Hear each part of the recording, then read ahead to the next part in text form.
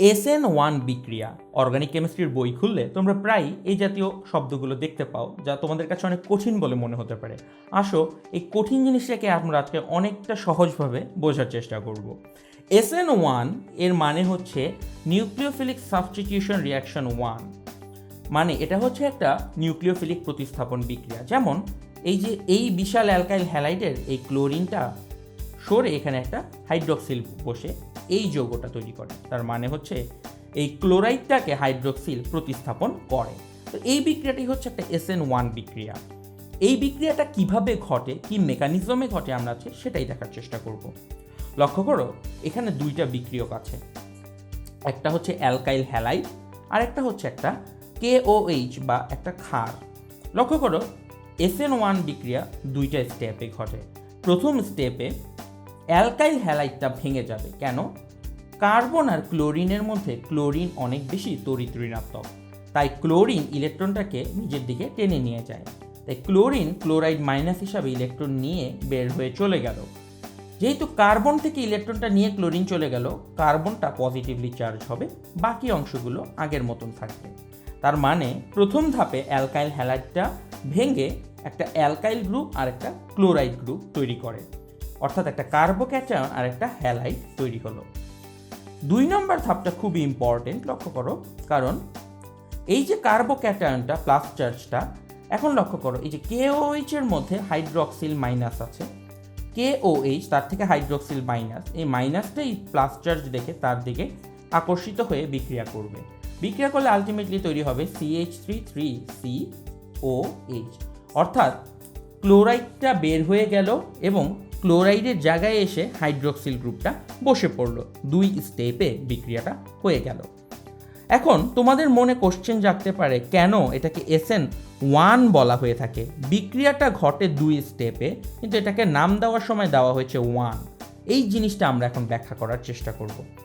লক্ষ্য করো বিক্রিয়া যখন 2 ধাপে ঘটে, দুটো ধাপের মধ্যে একটা একটু বেশি ইম্পর্টেন্ট থাকে, এটাকে আমরা বলে থাকি বিক্রিয়ার গতি নির্ধারক ধাপ। মানে এই দুটো ধাপের মধ্যে একটা ধাপই বিক্রিয়ার সামগ্রিক গতিটাকে নির্ধারণ করে, এই ধাপকে আমরা বলি গতি নির্ধারক ধাপ।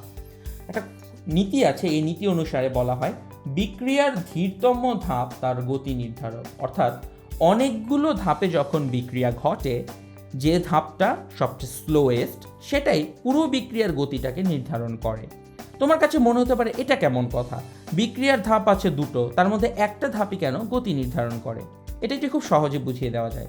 ধরো এইরকম একটা যন্ত্র আছে, চিন্তা করো এই যন্ত্রের 3টা চেম্বার রয়েছে। উপরের চেম্বার দিয়ে যদি আমরা বালু ঢালা শুরু করি, নিচে দিয়ে বালু পড়বে।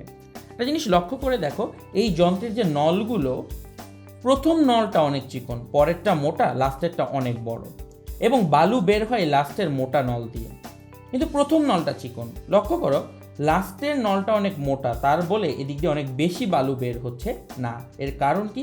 কারণ লাস্টের নল দিয়ে বালু বের হওয়ার আগে তো তাকে এই ছোট নলটা পার করে আসতে হয়। যেহেতু ছোট নলটা অনেক চিকন, প্রথম নলটা অনেক চিকন, তাই লাস্টের নলটা বড় হলেও সেখান দিয়ে বেশি বালু বের হবে না। এই পুরো স্টেপটাকে যদি, প্রসেসটাকে যদি তুমি খুব ফাস্ট করতে চাও, উপায় কি? তোমরা এই নলটাকে যদি আরও বড় করো, তোমার কোনো লাভ নেই।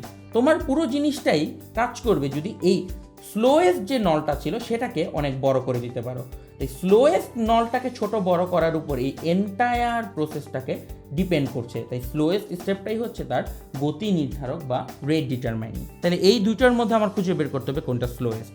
দেখো একটা প্লাস আর একটা মাইনাস, তারা দুজন জোড়া লাগতেছে। একটা ছেলে এবং একটা মেয়ে পাশাপাশি থাকলে তাদের মধ্যে ভালোবাসা হবে। এটা যতটা ন্যাচারাল, একটা প্লাস আর মাইনাস চার্জ পাশাপাশি থাকলে আকর্ষণ করবে। তো এটা খুবই ন্যাচারাল এবং ইজি প্রসেস। তাহলে স্টেপ 2 খুব ইজি। স্টেপ 1টা হচ্ছে হার্ড, কারণ মনে রাখবে সব ব্রেকআপ করা খুব টাফ। কারণ এখানে একটা যৌগ ভেঙে একটা প্লাস আর মাইনাস চার্জ ক্রিয়েট হবে, এখানে একটা ব্রেকআপ হয়ে তারপরে একটা কার্বোক্যাটায়ন আর ক্লোরাইড মাইনাস চার্জ ক্রিয়েট হয়। এই স্টেপটা হচ্ছে অনেক হার্ড, কারণ এখানে একটা যৌগ ভেঙে 2টা চার্জ ক্রিয়েট হচ্ছে। তাহলে এই বিক্রিয়ার স্লোয়েস্ট স্টেপ হচ্ছে স্টেপ 1, এবং স্টেপ 1 হচ্ছে পুরো বিক্রিয়ার গতি নির্ধারক। প্রশ্ন হচ্ছে স্টেপ 1 এর বিক্রিয়ক কয়টা? উত্তর হচ্ছে একটা, কারণ দেখো স্টেপ 1 এর মধ্যে শুধুমাত্র অ্যালকাইল হ্যালাইড উপস্থিত। তাহলে এই সামগ্রিক বিক্রিয়ার গতি নির্ধারক ধাপে বিক্রিয়ক হচ্ছে একটা, তার মানে এই সামগ্রিক বিক্রিয়াটার গতি নির্ধারণ করে শুধুমাত্র এই একটা মাত্র বিক্রিয়ক। লক্ষ্য করো, এই পুরো বিক্রিয়া কিন্তু বিক্রিয়ক হচ্ছে দুটা, পটাশিয়াম হাইড্রোক্সাইড এবং অ্যালকাইল হ্যালাইড। কিন্তু পুরো বিক্রিয়ার গতিটাকে নির্ধারণ করে শুধুমাত্র অ্যালকাইল হ্যালাইড, কারণ গতি নির্ধারক ধাপে এই ক্ষারটি উপস্থিত নেই। গতি নির্ধারক ধাপে উপস্থিত আছে শুধুমাত্র অ্যালকাইল হ্যালাইড। তোমার কাছে মনে হতে পারে ক্ষার থাকা সত্ত্বেও সে কেন বিক্রিয়ার গতি নির্ধারক না? কারণ একটাই, ক্ষারটা সবসময় ভেঙে থাকবে। ক্ষার ভাঙাটা কোনো টাফ কিছু না, তাই অ্যালকাইল হ্যালাইড ভাঙবে কি ভাঙবে না এটার উপরই পুরো বিক্রিয়াটা নির্ধারিত হচ্ছে। আরেকটা জিনিস লক্ষ্য করে দেখো, সুতরাং SN1কে কেন 1 বলা হয়ে থাকে, এর অ্যান্সার হচ্ছে এই বিক্রিয়ার গতি শুধুমাত্র একটি বিক্রিয়ক অ্যালকাইল হ্যালাইডের ঘনমাত্রার উপর নির্ধারণ করে। শুধুমাত্র একটি বিক্রিয়কের ঘনমাত্রার উপর সামগ্রিক বিক্রিয়ার গতি নির্ধারণ করায় একে আমরা বলি SN1 বিক্রিয়া। লক্ষ্য করো, এখানে যে কার্বোক্যাটায়নটা তৈরি হচ্ছে সেটা হচ্ছে 3 ডিগ্রি। আমরা জানি 3 ডিগ্রি কার্বোক্যাটায়ন অনেক বেশি স্থায়ী, অর্থাৎ অনেক স্টেবল। যদি প্রোডাক্টটা স্টেবল হয়, প্রোডাক্টটা স্থায়ী হয়, এই বিক্রিয়া ভালোভাবে ঘটবে।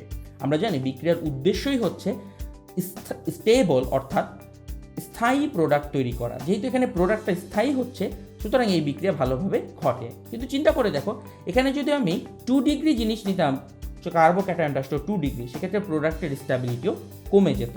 তাই অ্যালকাইল হ্যালাইডের সক্রিয়তা হচ্ছে, সবচেয়ে ভালো অ্যালকাইল হ্যালাইড হচ্ছে 3 ডিগ্রি, তারপরে 2 ডিগ্রি, তারপরে 1 ডিগ্রি। এর কারণ কি?